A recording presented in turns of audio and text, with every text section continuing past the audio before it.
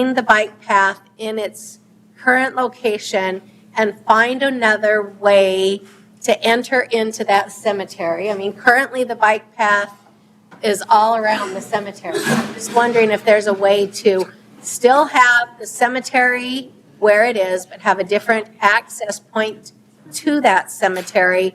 And, you know, we've got the golf course, so it seems to me like we talked a little bit about if there's a funeral going on, you don't want someone teeing off on the green right next to your, you know, when you're in a bereaved state or whatever. You want to make sure that there's a buffer. So I'm thinking that this bike path potentially could provide that buffer zone.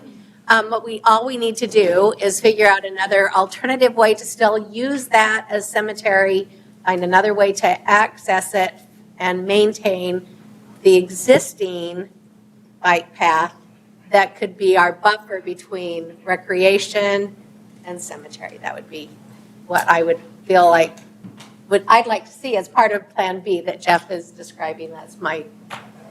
Jason, can I have you come up so you can answer a couple questions?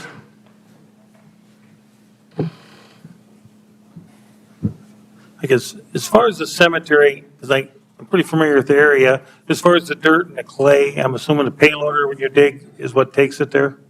Or No, trucks or- our heavy-duty utility vehicles is what goes back and forth for the most part. Correct. Every once in a while, we use a one-ton. Payloader, a lot of times, is bucking up the piles. We dump the trees in a spot, and then we can't get it bucked up. But as far as the dirt hauling and stuff, because I know where you did keep it, and I know where the 15 Ts are, so you can't get it to where you want it to be from the old way, because that's where the T boxes are. Yep. So if you wanted to, your choices for putting the clay in the dirt, If I'm not able to do anything within the trees, because that's what I was requested to try to conceal in it. order to get them in the trees, you have to cross the bike path. Yeah, Yeah, that's my question. Yeah. With a payloader and trucks. yeah. All right. Options, if this happens, where it's at? So if we're not in the trees, the other option is to come on, all the way on the south side of the trees that are there.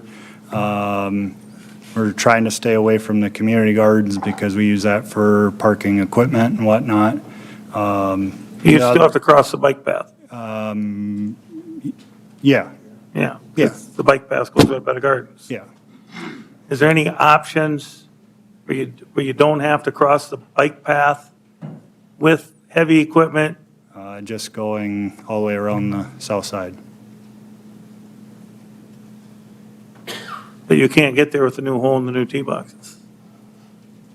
Well, Where you used to get there, now it's, so what's going by the community gardens right now, that was originally a maintenance road. That wasn't a bike path. okay. So we would access that. What we'll probably do is where my line of equipment is right now, what my plan was is we would access on the south side or north side of that and then cut across to the existing maintenance road, Which is the bike path. which is the bike path right now, yes.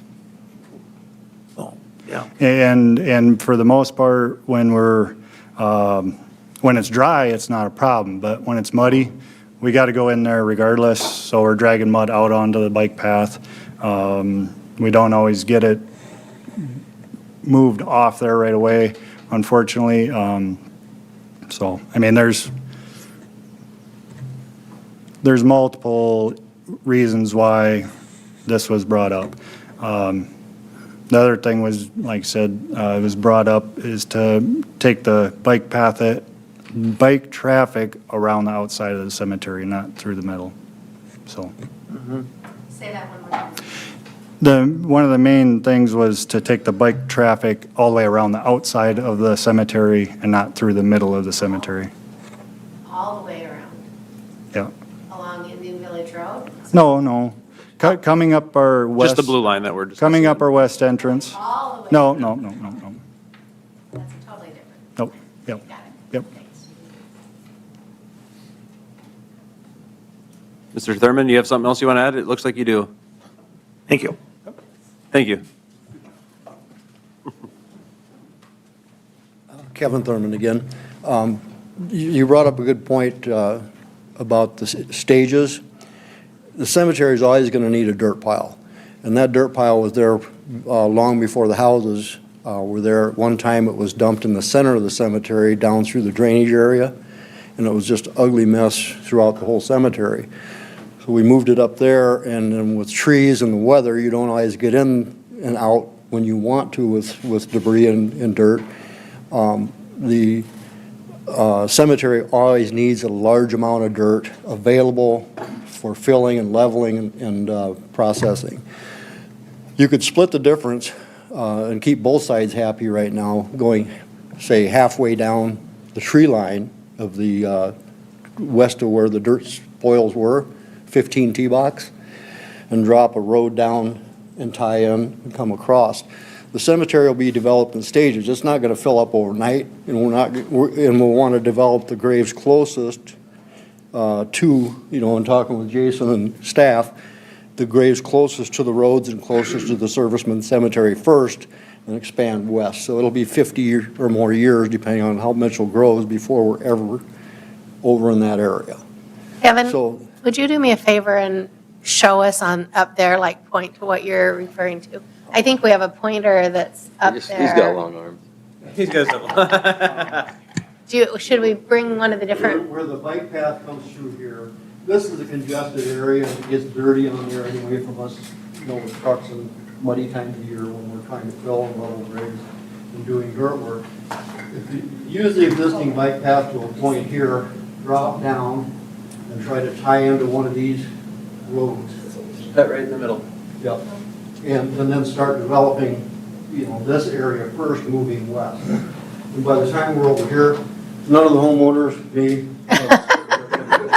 That's what they got You're all told 20 years good. ago. you're all going to be on the other side of the bike path, right?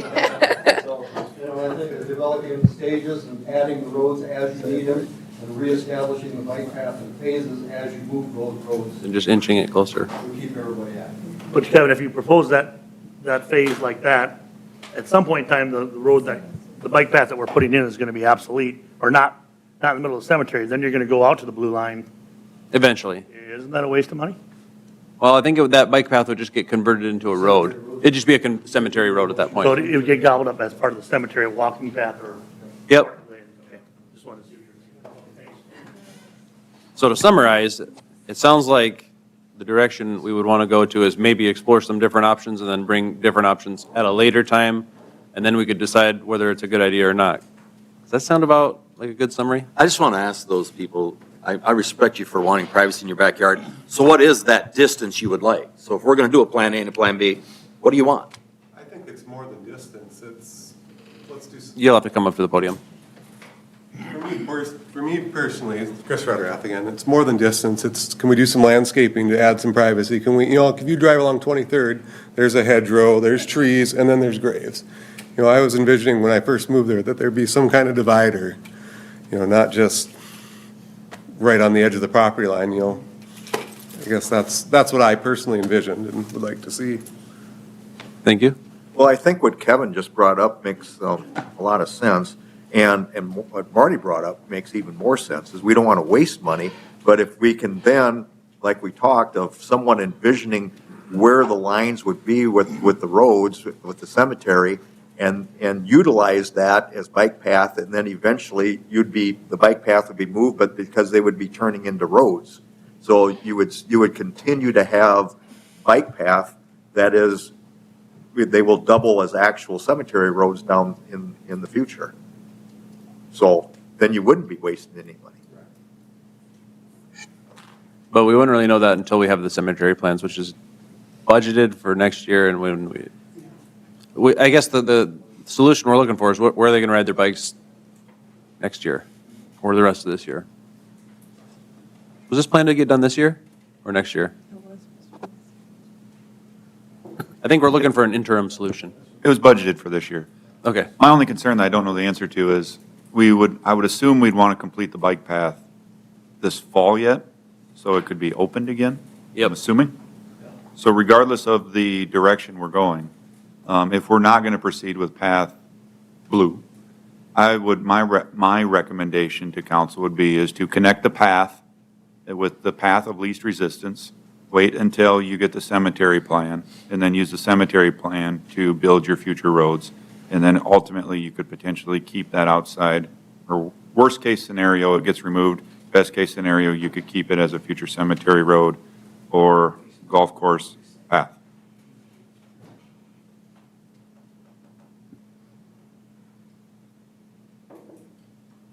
Do I see any nodding heads up?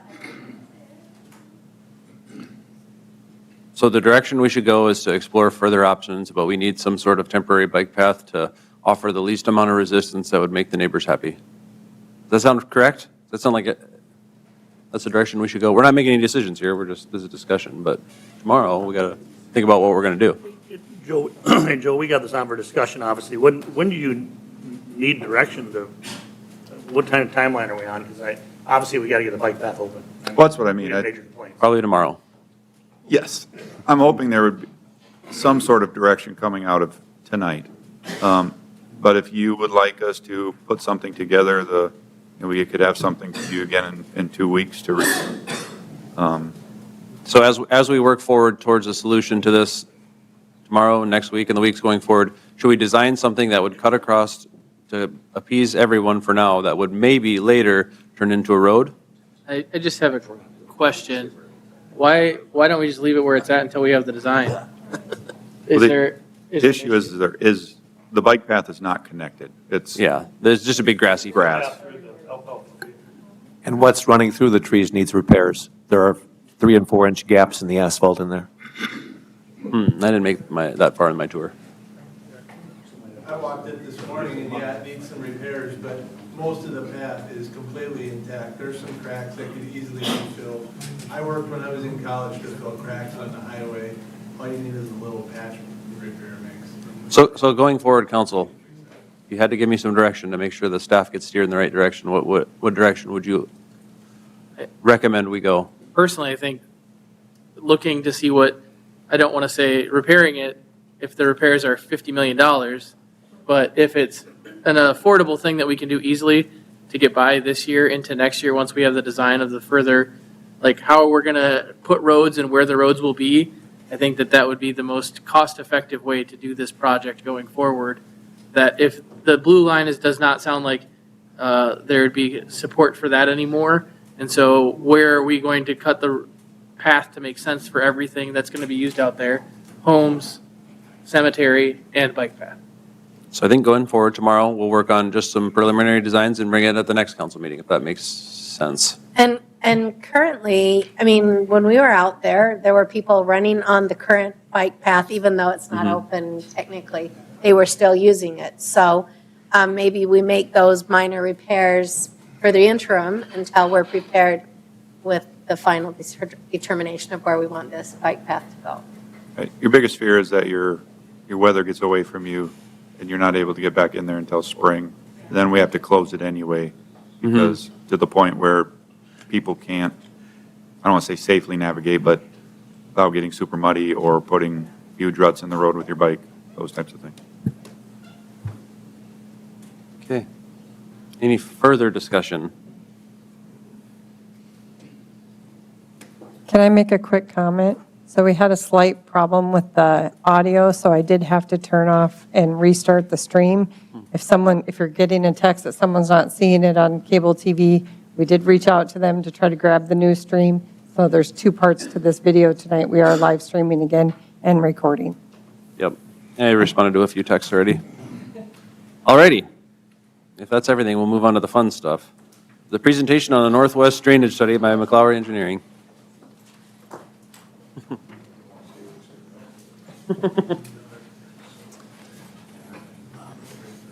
You're gonna. Are you all right with? She's gonna bring it up, I think, real quick. We had some technical difficulties. Thank you, guys. Gotcha. Appreciate it. Oh.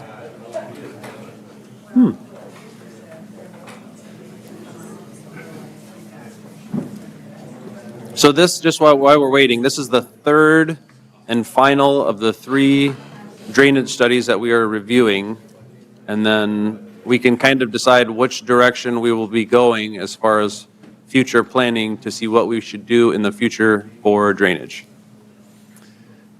Okay, well, we're almost there.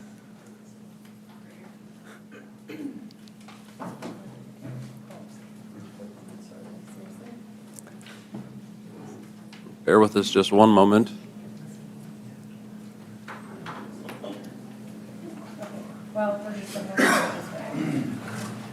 All right.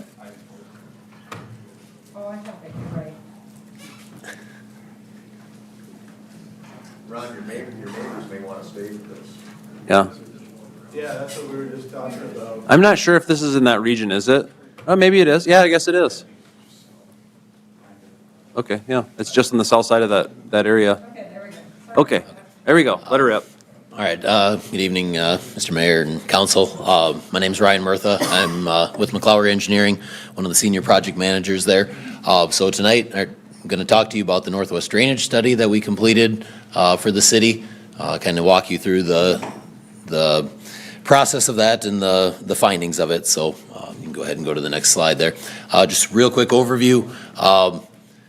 I'll give you guys a bit of an overview of the study location, because we do have a few different areas we were talking about, and each one of those had individual goals.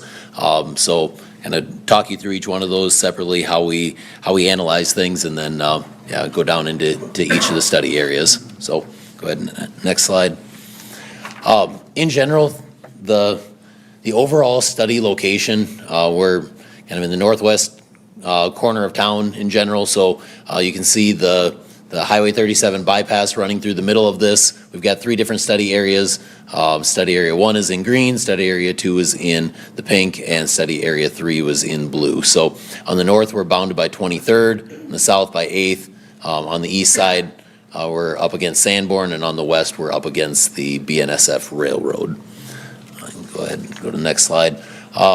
So in general, the way that we put this one together, we built a stormwater model of the entire drainage system throughout all 3 study areas, and then we worked through some proposed conditions for each of them. So study area 1 has its own scenario, study area 2 had a couple of scenarios, and then study area 3 is scenario 4. So that's what we'll be diving into. You can go ahead and go to the next one. So with study area 1, so this is the area in green here. This is the land in Westwood Addition. So bounded on the north by Ullman Street, on the south by, bounded on the west by Ullman, on the east by the 37 bypass, the north by 23rd, and on the south by 8th. So with this drainage area, the objective here was to model the existing drainage network in this addition and look at it in a fully developed condition. That way we could evaluate the existing detention ponds and identify any issues with those detention ponds or the pipe network. So it's not a design scenario so much as an evaluation of the existing network that's in place when this is in fully developed condition. So that area in green is about 207 acres. In addition to that, there's about 123 acres that flows from the pink area into that development, and then about 17 acres from the blue area that also flows into there. Right now, study area 1 is partially developed with a mixture of commercial and industrial, and then there's some single and multifamily housing in the northwest corner. And water moves from the southeast, works its way up to the northwest, ultimately into a detention pond up there before it outlets through a large pipe that heads up towards Lake Mitchell. Go ahead and go to the next slide. These 2 images just give a little bit of an idea of the existing conditions, how we broke this all down. So kind of hard to see in this image, but all these areas in red are all individual basins that essentially all flow into this. So we've got areas both on the west and east sides of that bypass that all flow into this and work their way up. We also have this area by Twin City Fan that also drains across Ullman and into that same drainage network. On the right side, We just show some of the existing storm sewer that's in place and the drainage paths and stuff as everything works up towards the north. So that's just existing conditions. Go ahead and go to the next slide. Again, scenario one, our goal here was just to evaluate what happens during the fully developed conditions. So we're looking at those existing drainage structures and the detention ponds and how they handle being fully developed. So we modeled both the 5-year and the 100-year storm event. And what we found is that the detention ponds were actually capable of handling both of those design storm events. There's also some larger drainage channels, some open drainage channels that convey water through this study area, and none of those exceeded capacity during those design events. We did, however, have some pipes and inlets and junction boxes that were over capacity, which would be expected to lead to some localized flooding. Next slide. And so, again, it's a little hard to see up there, but there's 2 detention ponds, one a little bit further south. It may not be viewed by many as a detention pond because it's a little less developed than what we normally think of with detention ponds, but essentially there is storage in there. It's grown up with grasses and stuff. And then there's the one in the northwest corner by Ullman and 23rd. So these 2 images show the expected water boundary in both of these detention ponds during the 5 and 100-year events. So outlined in blue, in each of these, that is where we would expect the water line to be during a 5-year storm event, and in red is what we would anticipate during the 100-year storm event. That's correct capacity. As designed currently in a fully developed condition. So we looked at all the zoning for that whole study area, and we said, okay, this is all zoned as industrial. So once we build that all out, all that industrial is built out, and all that runoff runs to this detention pond, what happens? And that's what we're seeing would happen. So are you understanding my question, though? I Yes. assume so, but Yeah. Are those, as they currently exist, the ponds, without any additional work, as they currently exist during a 100-year storm event, this is how we would anticipate it to look once all the development is built out. So as it stands today, if that 100-year event happens, we would anticipate those lines actually wouldn't be that far. They'd be further inside because the development hasn't all happened yet.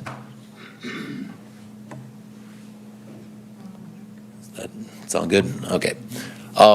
The next area, study area 2, the area shown in pink, this is the area to the east of the Highway 37 bypass up to Sanborn.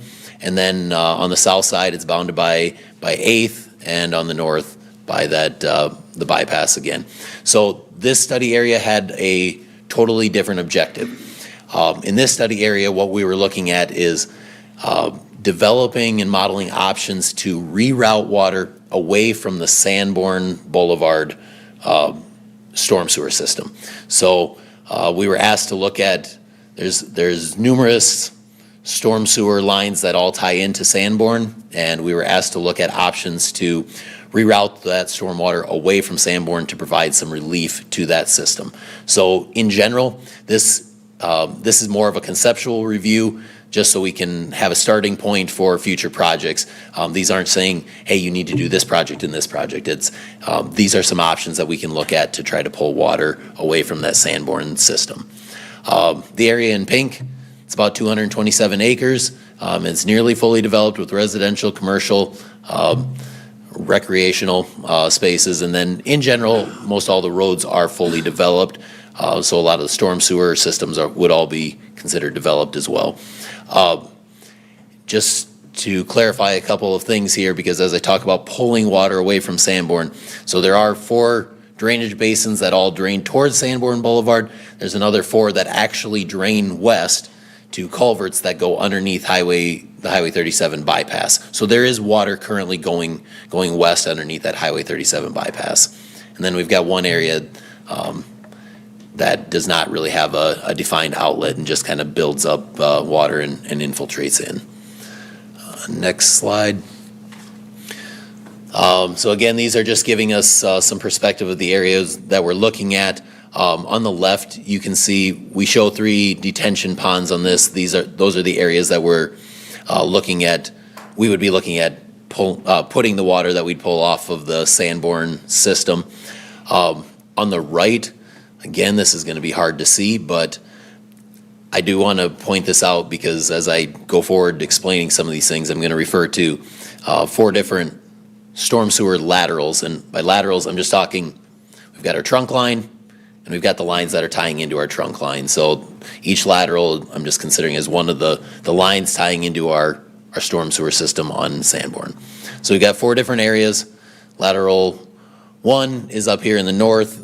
That's the area from basically 16th to 19th.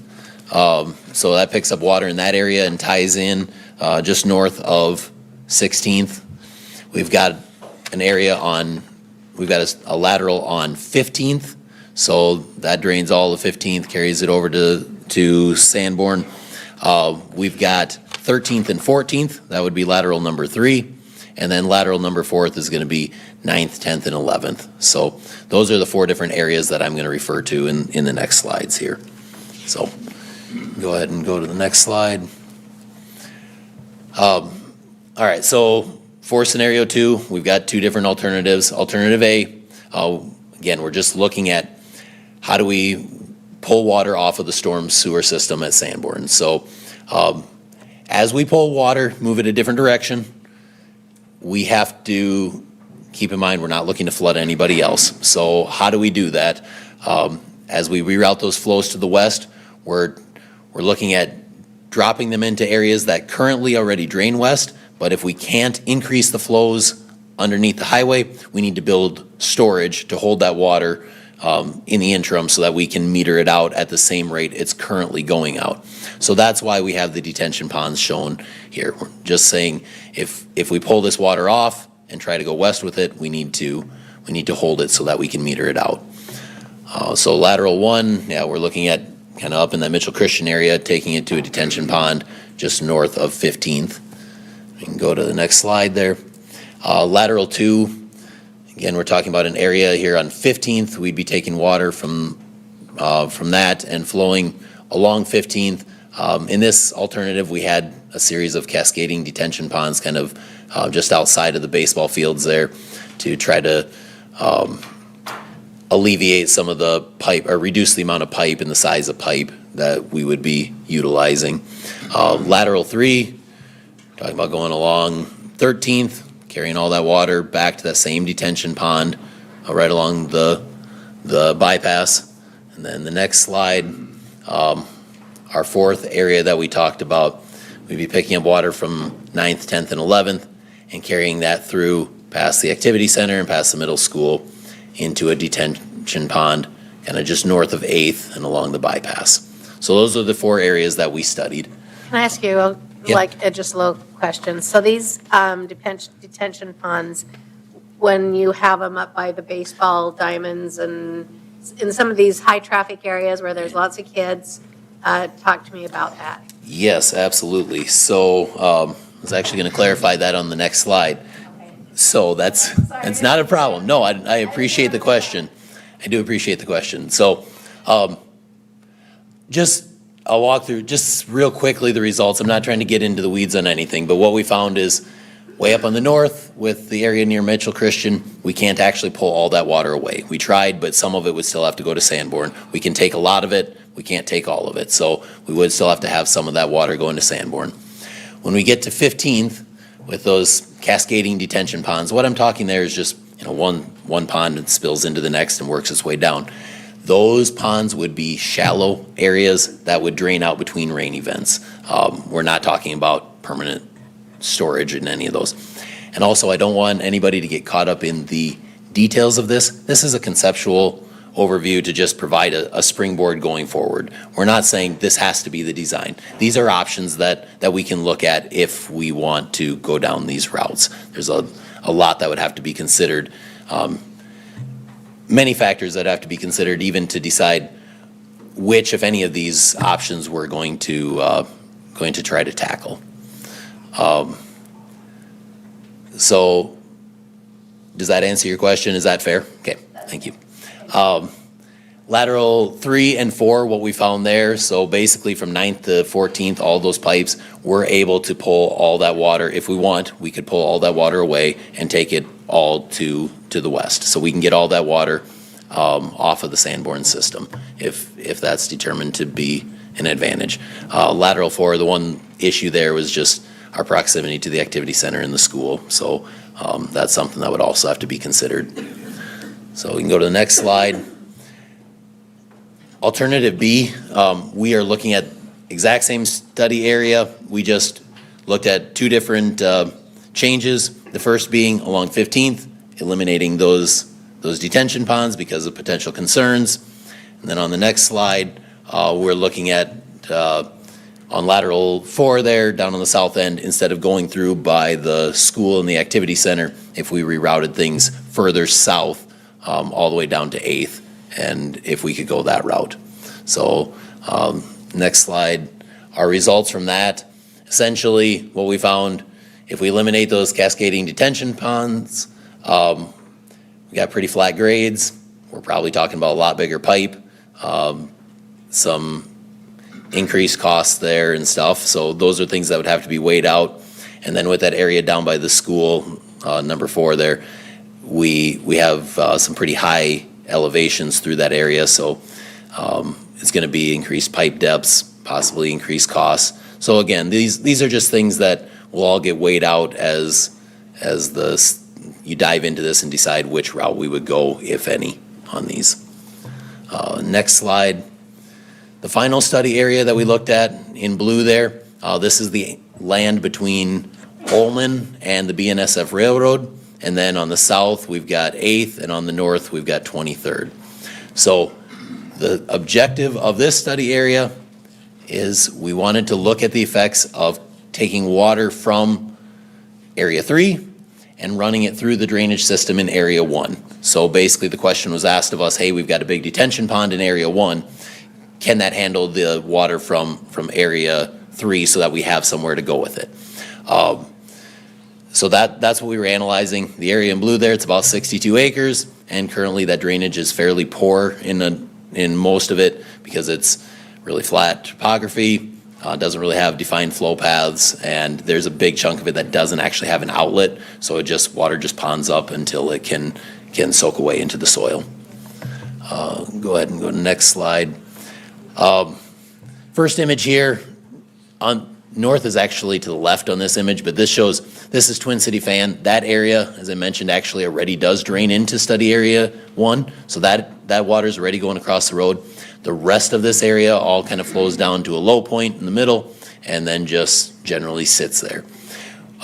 When we put together this analysis, this model, really all we're looking at is study area 1 as it is, and we added one pipe to carry the water underneath Olman Street. So that's really the major difference between this and the very first scenario we ran.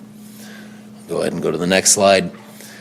So what we found here, well, I guess to clarify one other thing, with study area 3, we limited the discharge of water to a pre-development condition. And the reason we did that is the City of Mitchell's current ordinance says that we essentially can't release more water than is being released during pre-development. So we looked at this saying, okay, as they develop study area 3, the developers are going to have to install their own detention ponds, and that in itself will limit those flows. So we analyzed this with study area 1 being fully developed and study area 3 limited to pre-development flows. Basically, we just carry water to get study area 3 to drain. We'd carry water through ditches along Olman Street, pipe it underneath Olman, and continue it up north to that same detention pond in the corner of 23rd and Olman. What we found is, again, the detention pond was capable of handling that flow so for both the 5 and 100-year events. So that is an option to carry water over into that development. And we really only had one additional pipe that had any issues with the addition of that water. So, yeah, with that, I believe the next slide is just going to ask if you have any questions. I know I kind of plowed through that fast, but there's a lot of detail that I tried to overlook so we didn't get too far into it.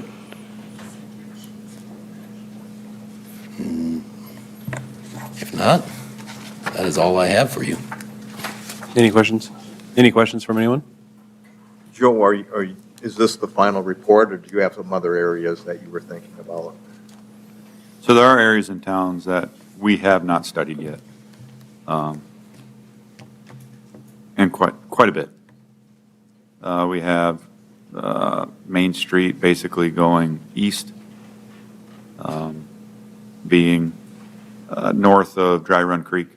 We also have the Cemetery, Augusta, Kemper area. That hasn't been studied yet. So those would be areas that we would want to potentially budget for to do additional studies. Ryan, would you put that map back up there once? On 8th Street there? I'm curious why you stopped at 8th Street when the flow of the water south of 8th Street still goes north. So the city shop floods all the time. That water has to go north. Oh, whoops, sorry. Let's see here.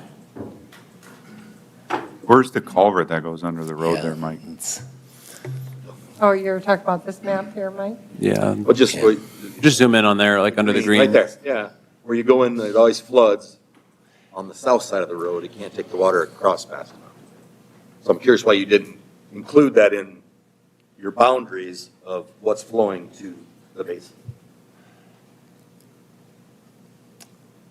I'm going to have to ask a little bit of forgiveness. This study is a couple years old already, and so my memory is not, as far as that exact situation, I don't know that I have that answer, but I do not recall a culvert that actually goes underneath the road right there.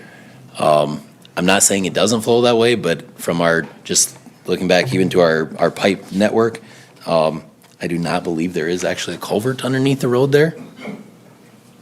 There may. And the one thing I am going to point out that the obvious thing that I thought the question would come, but it wasn't. Obviously, the ponds were filled up more than what they were shown, and were not as developed in that area. And I just want to point that out we had more rain than the 100-year event and what that could handle. And I'd have to maybe ask Ryan on this one, but I do believe that the runoff coefficients from the type of field that's out there to developed isn't that far off from being developed. Is that accurate? That is Ryan? that is a fair statement, yes. So people that are concerned for development moving forward in that area, unless we are going to require retaining or handling stormwater above a 100-year event, we will continue, when events are over the 100-year event, we will see water come out of that pond. But the good news is we didn't affect any structures on any of our last flooding events, to my knowledge. So would it be beneficial to create a deeper detention pond then? Not necessarily deeper. Detention ponds have it by their volume. And in those types of ponds, you get it by your surface area, so you'd want to go out. Because usually you can't go deeper because you're already set on your depth by your outlet pipe. We were asked to generally look at this pond in terms of if we could attain more capacity in it, and there is still some potential to further develop that pond if that was deemed necessary. I do also understand, obviously, when we start getting the results back of our modeling and we're putting a graphic up there that does not match the flooding that was seen by people, I understand it is a hard thing to even put up there because I also expected that question to be one of the first ones that I received. But yeah, that ultimately is, Joe is right. We're not talking about the same event. We're talking about analyzing a 100-year event, whereas the floods of the past have exceeded that event. So in general, we analyze this based on standard practices and the City of Mitchell's ordinances, and so that's what we did with the 100-year. Okay. All right. Thank you, everyone. Thank you. Any other further discussion on drainage? Does the public get to make any comments about that at all? Yes. Come on up. This is the last thing I thought I would be talking about tonight, and I am not an engineer. But we were just visiting, and this, thank you for doing this study, because it's a real problem. And I was gonna ask the question, that red line was greatly exceeded in June. In fact, the water, it was so close to going over 23rd and spilling over into our neighborhood. When I drove over there the first time, in the day after the flooding, I thought, holy, you know what? Because it was real close. My concern is draining any more water from the east to that pond is not going to help. I am not an engineer, but I've lived out there long enough and grew up in Mitchell in the 600 block of West 12th, and that entire area from 8th Avenue North where Coca-Cola is and the bypass, that was all a massive slough at one time. I hunted out there as a kid, and now it's all been filled in. So there's nowhere for that water to go in all the lots that have been filled in. I'm kind of speaking out of my area of expertise, but it doesn't take a rocket scientist just to figure out if that water's going to the northwest, the pond can barely handle what it had. And we kind of laughed back there, but someone made the comment up here, where's all that water going? And Dana said, in our basements, which is what is happening in our neighborhood. But so thank you for at least studying the issue, but there needs to be some deeper ponds out there or more ponds to retain that water. And that's why I kept saying at its current capacity.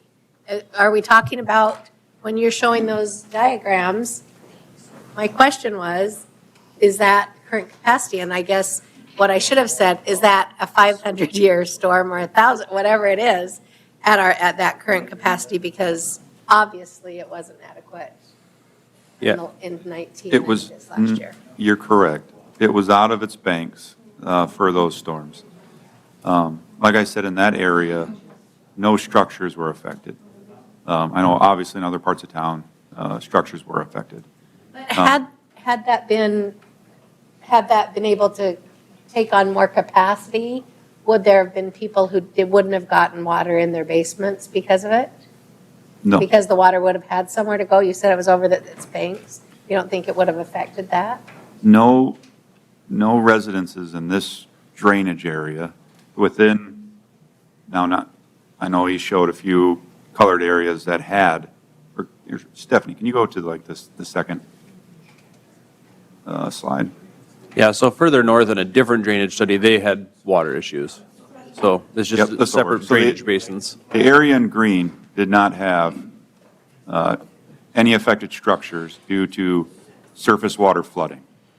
The area in purple or pink, there's a small, this is the additional area. But there are some areas that are in that are in the Sanborn drainage basin that do. So like 13th in Wisconsin, that area floods. What we looked at here is the potential to reroute some of that water through detention ponds, that through the proper staging of water, that water would be allowed to be released to, through this drainage basin and alleviating the flooding that's in that area. So yeah, this stormwater in this area does not affect any of the water that is north of 23rd. And I guess that was my question. That was part of my question, that is the water, and I don't know that this isn't what the study's about, but that water that's north of 23rd, what direction is it flowing? That drains through the cemetery to the lake.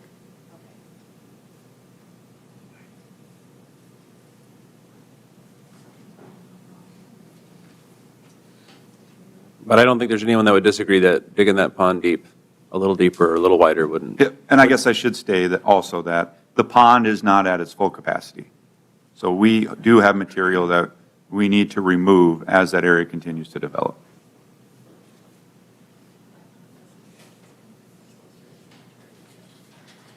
Okay, anyone else wish to speak about this drainage? Oh, we got someone.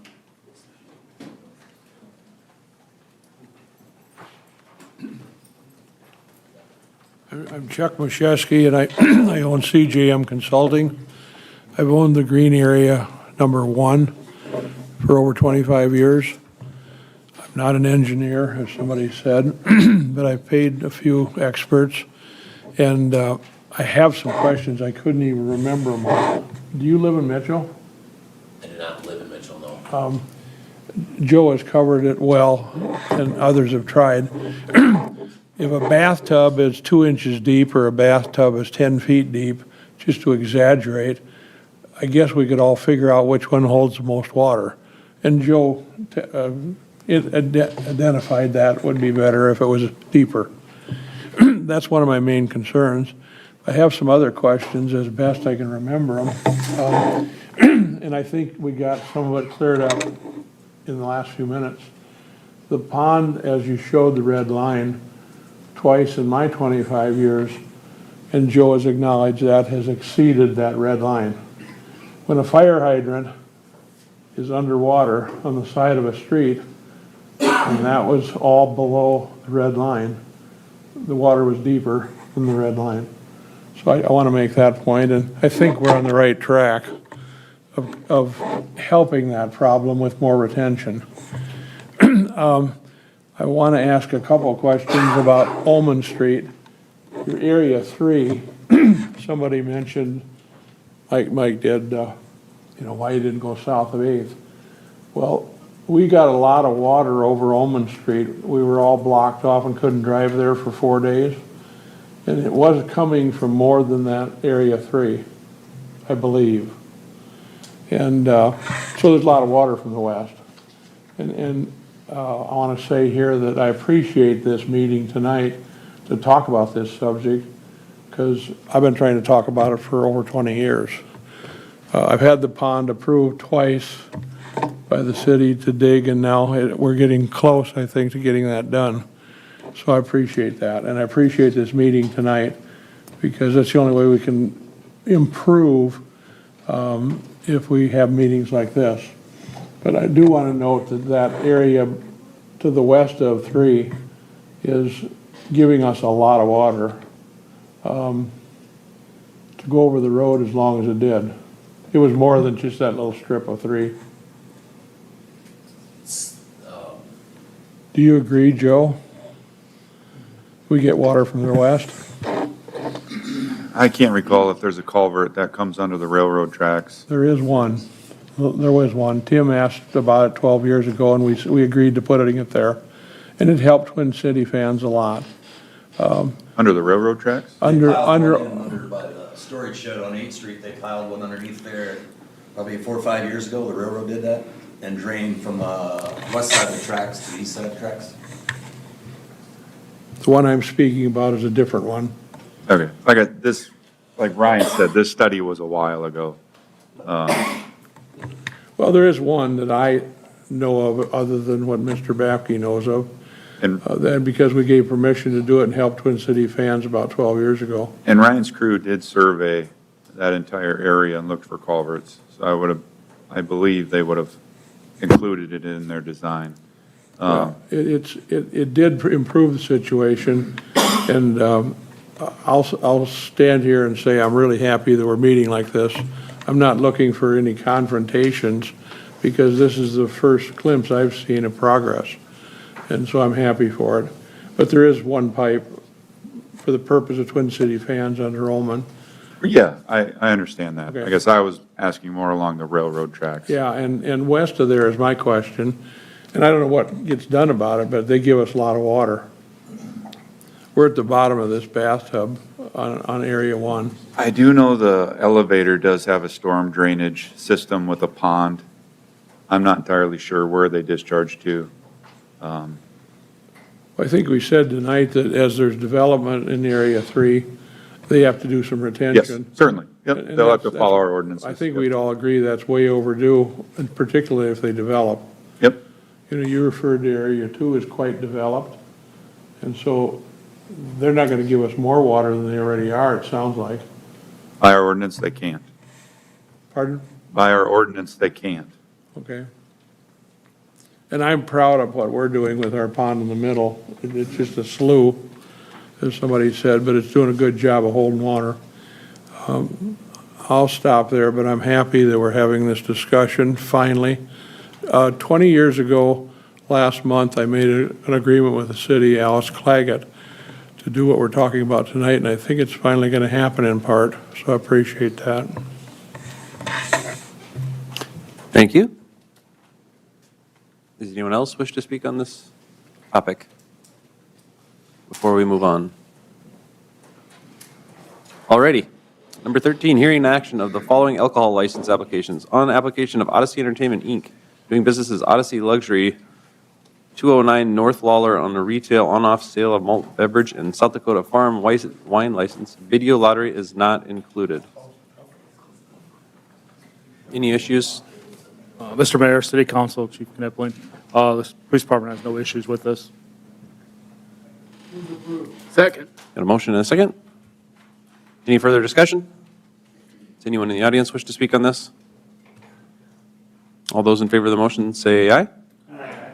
Motion carries. Hearing action on the following license on application to transfer RL 5771 retail on sale liquor license from Bradley Theme LLC doing business as Scoreboard Pub and Grill, 522 North Main Street, to Bradley Theme LLC doing business as Bradley's Pub and Grill, 514 North Main Street. Video lottery is included. Chief Knipling, do you have any issues on this? Police department has no issues on this one either. Okay. We got a motion and a second. Any further discussion? Anyone in the audience wish to speak on this? Okay, we have a motion and a second. All those in favor of the motion say aye. Aye. Opposed, same sign. Motion carries. Hearing in action the following license of the application to transfer RB 2846 retail on-off malt beverage and South Dakota Farm wine license from Bradley Theme LLC doing business as Scoreboard Pub and Grill, 522 North Main Street, to Bradley Theme LLC doing business as Bradley's Pub and Grill, 514 North Main Street. Video lotteries included. Chief Knipling. No issues on this one either. Second. Motion and a second. Any further discussion? Anyone in the audience wish to discuss this? All righty. And when will you need these licenses to be official? Why don't you come on up and answer some questions? Come on, free You advertising. sat through the whole drainage study for this. Mayor and Council, Jen Bradley, Bradley's Pub and Grill. We hope to be open on Thursday, September 19th. Yeah, so lots of I's to dot and T's to cross, but it should be done 2 weeks ago. The last day at the current location will be Monday, September 9th. So just a few more days, the end of our era. All right, thank you. All right, we have a motion and a second. All those in favor of the motion say aye. Aye. Opposed, same sign. Motion carries. On the application to transfer RW 6509 on and off sale wine and cider license from Bradley Theme LLC doing business as Scoreboard Pub and Grill, 522 North Main Street, to Bradley Theme LLC doing business as Bradley's Pub and Grill, 514 North Main Street. Video lottery is included. We got a motion by Mrs. Starks. Second by Mr. McCardle. Any further discussion? Does anyone in the audience wish to speak on this? All those in favor of the motion say aye. Aye. Opposed, same sign. Motion carries. On the application of the Corn Palace Shrine Club for a special event liquor license located at the Masonic Hall for September 14th, 2024 for a wedding. Move to approve. Motion by Mr. Goldhammer, second by Mrs. Starks. Further discussion? Anyone in the audience wish to speak on this? All those in favor of the motion say aye. Aye. Opposed, same sign. Motion carries. Action to approve special event permit application for Tiger Trail Trek 5K run on Saturday, October 12th, 2024. Kiwanis Woodlot Park Area Trail closure. Good evening, Mayor, Council, Aaron Heeb.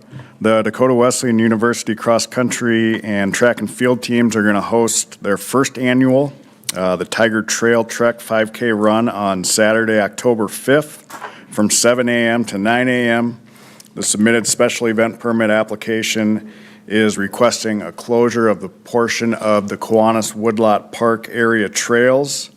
You can view and reference the attached closure map there for the exact boundaries and location for their requested closure. They've already provided us with a certificate of liability insurance form for the event, and staff recommends City Council approval of the requested special event permit as outlined in the application. Thank you. Ready? Move to approve. Motion by Mr. Charles. Second.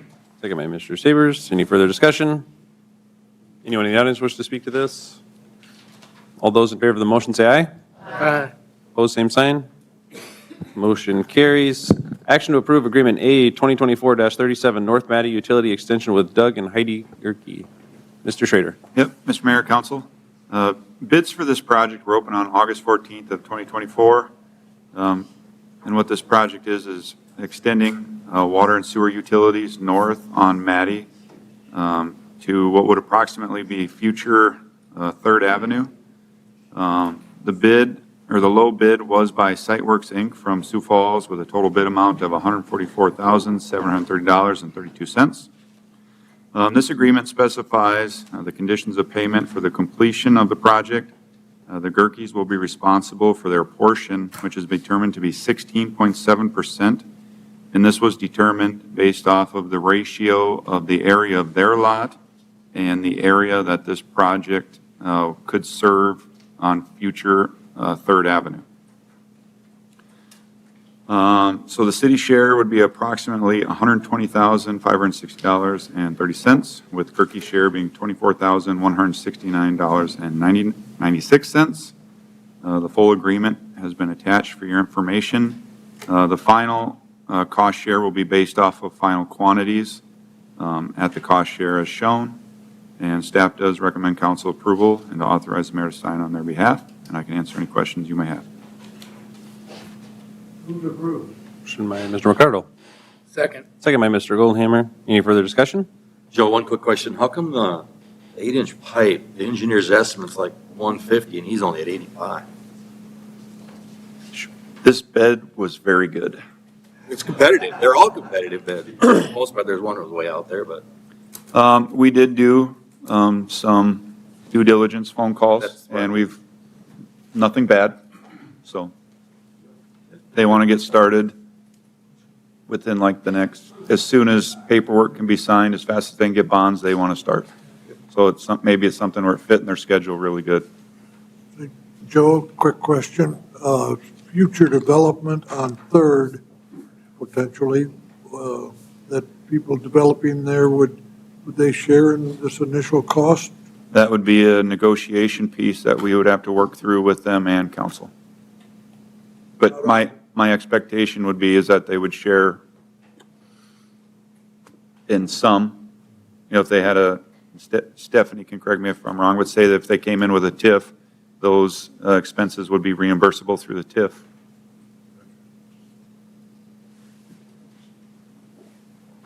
Okay, further discussion? We have a motion and a second. Does anyone in the audience wish to speak on this? Okay. All those in favor of the motion say aye. Aye.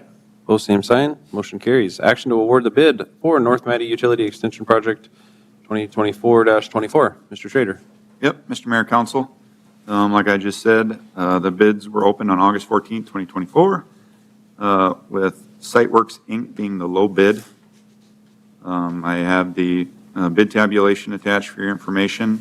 They are under the engineer's estimate, and staff recommends awarding the bid to Siteworks at $144,730.32. And I can answer any questions you may have. Move to approve Siteworks. Second. Motion by Mr. Goldhammer, second by Mrs. Starks. Any further discussion? Anyone in the audience wish to speak on this? Okay, all those in favor of the motion say aye. Aye. Opposed, same sign. Motion carries. Action to approve agreement A2024-59 Civil Engineering Service for CJM Consulting for Sam Street Extension with SPN and Associates. Mr. Schrader. Yes, Mr. Mayor, Council. Just a clarification, CGM Consulting should be Maui Farms, Inc. Okay. So SPN was contacted, or requested by the city to complete a special assessment role for future Sam Street. The city will complete an assessment for the extension of that project, which will include asphalt surfacing, grading, and miscellaneous stormwater improvements. SPN will provide the assessment role, cost breakout, spreadsheet, and appropriate professional engineering support for the project. Staff does recommend approval of the agreement, an estimated amount of $5,000 for the services identified in the agreement. Move to approve. A motion by Mr. Goldhammer, I'm not real thrilled with the name, but I'll second. second by Mr. Smith. I'm not sure what name you were looking for. Okay. Oh. I'm offended. Yeah. This is it for the next meeting. Next one's going to be Jeff Street. Okay. Any further discussion? Anyone in the audience wish to speak on this? All right, we have a motion and a second. All those in favor of the motion say aye. Aye. Opposed, same sign. Motion carries. Hearing and action to approve Resolution R 2024-49, levying Business Improvement District Number 3 special assessments for 2024 and 2025. This is the 7th year of the BIN number 3 special assessments. The amounts are levied based on the property valuation of each of the Main Street businesses. If you have any questions, I can answer them for you. Otherwise, nothing has changed other than the assessment amounts from any of the previous years.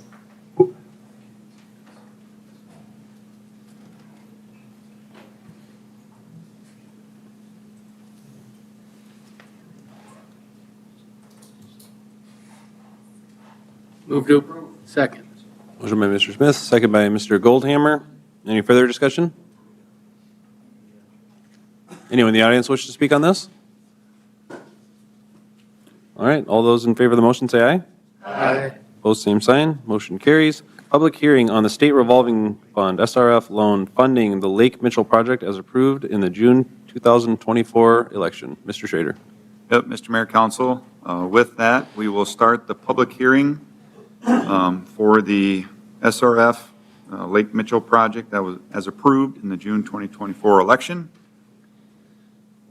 The City of Mitchell is seeking up to $16,815,900 of funding from the Board of Water and Natural Resources to undertake actions designed to improve the water quality in Lake Mitchell. The funds could be either a grant from the State Consolidated Water Facilities Construction Program or a loan from the Clean Water State Revolving Fund Program. The expected Clean Water SRF loan terms are 3.75% for 30 years. And the Board of Water and Natural Resource may forgive all or a portion of the loan principal. The amount of funds, source of funds, and terms will be determined by the Board of Water and Natural Resources when the application is presented at a scheduled board meeting. And with that, I will open it up to any public comment. Does anyone in the audience wish to speak on this public hearing? After seeing no one come up, we will close the public hearing and move into the resolution. Okay. Action to approve Lake Mitchell project application and resolution R 2024-57. Mr. Mayor, Council, as previous stated from the public hearing, this will be a loan not to exceed $16,815,900. Term will be 30 years at a rate of 3.75%. And staff does recommend approval of the resolution and authorize the mayor to sign. And I can answer any questions you may have. Move to approve the resolution. Second. Motion by Mrs. Sharks, second by Mr. Barrington. Any further discussion? I do have one question. If needed, would there be a possibility that the SRF loan could change the number value? I'm hopeful that these bids come back really competitive too, so we don't have to take out that much money if possible. So you can always close the loan for less than what you apply for. Perfect. Okay, any further discussion? Anyone in the audience wish to speak on this? We have a motion and a second. All those in favor of the motion say aye. Aye. Opposed, same sign. Motion carries. Hearing and first reading of ordinance 020-24-07, rezoning of Lot 1, extension Lot H6 in section, can I just say, as shown on the agenda? Okay, perfect. Mr. Jenigas. Mr. Mayor and Council, Planning Commission recommended approval of this 4-0 with 3 absent. Notices were sent out to neighbors, published in the paper, signs posted. There were no responses from any of the neighbors. Location of this is at the south end of Foster Street, right up next to the interstate, which is a dead-end road. In our comprehensive plan, it has it as open spaces. There's no access any further. In our zoning map, it's highway business. Really, to get to highway business, to be able to get around to that location, you probably have to drive about 3 miles to get to it. So highway business really doesn't make a whole lot of sense there. Applicant would just like to rezone it to TWC to give them some more options for use of the land there. Can answer any questions that you have.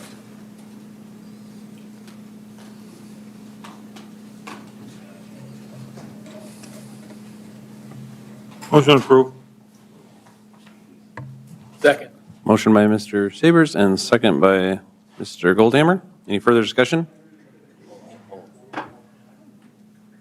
Anyone in the audience wish to speak on this? All those in favor of the motion say aye. Aye. Opposed, same sign. Motion carries. All right, discussion on potential ordinance to stagger election cycles for council and mayor positions. We talked about this a little bit. Hopefully we'll make it pretty brief. I didn't expect a 3-hour council meeting, but this is just for discussion. To get into this, you know, we were talking about term limits, and I'm not sure how that went, but we were talking about staggering elections. That was brought up by Mr. Smith. So Justin dug into that, and he's going to announce the findings, and there's no action. We're just going to talk about it, so you guys can think about it going forward. Yeah, so really what I'm going to try to do is run through this really quick, so we can hopefully have a really quick executive session. So one of the, as the mayor said, one of the things I was asked to look at was how can we look at potentially staggering our elections for city council and for the mayor positions so that we're not having mayor and potentially half the council changing over at the same time, which can be disruptive. So while we were doing that, we also looked at some alternatives for possibly altering the length of terms for council and the mayor, because regardless, staggering it is going to require changing the length of the term for at least one position for at least one term. So we wanted to take a broader look at the issue and see if we wanted to consider changing the lengths of the terms in general. So we've laid out a couple different options for you for that. Another thing with our existing 3-year terms is for people that are coming on, sometimes it can take a while for them to kind of get up to speed with how government works. And then, you know, they can, by the time that they're doing that, they're about getting to the time where they've got a campaign, and then they've got to be a little bit more cautious about which issues they might want to tackle. So for those reasons, we kind of looked at some alternatives. Stephanie, if you want to go down to the first table, that just lays out our existing election cycle. So we've got half the council 1 year, and then we've got half the council and the mayor in another year, and then we have an off year. So in 2023, we had the first half of the council. This year, we had the mayor and half the council, and then next year we'll have an off year. So that's the existing cycle. First option we looked at was just staggering the mayor's term to move that into our off year. And the way that we would accomplish that is when the mayor runs again in 2027, we'd have one 4-year term. That would push that next opening out until 2031, and then you'd have half council, mayor, and then just repeat the cycle without an off year. So that solves potentially 1-year problems where you're not having all of that massive turnover during 1 year potentially, but it doesn't necessarily address the issues where you've got shorter terms for all of those elected officials, and maybe that makes it more difficult for them to accomplish longer-term goals during those terms. Moving on to the next alternative, I mapped out if we were to move everybody to 4-year terms, how could we do that? And the way that we could do that would be by starting in 2026.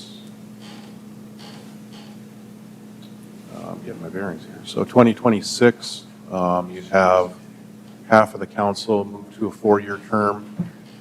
In 2027, you'd have the other half of the council move to a 4-year term. And then in 2027, you'd have the mayor do a 2-year term and then start 4-year terms in 2029.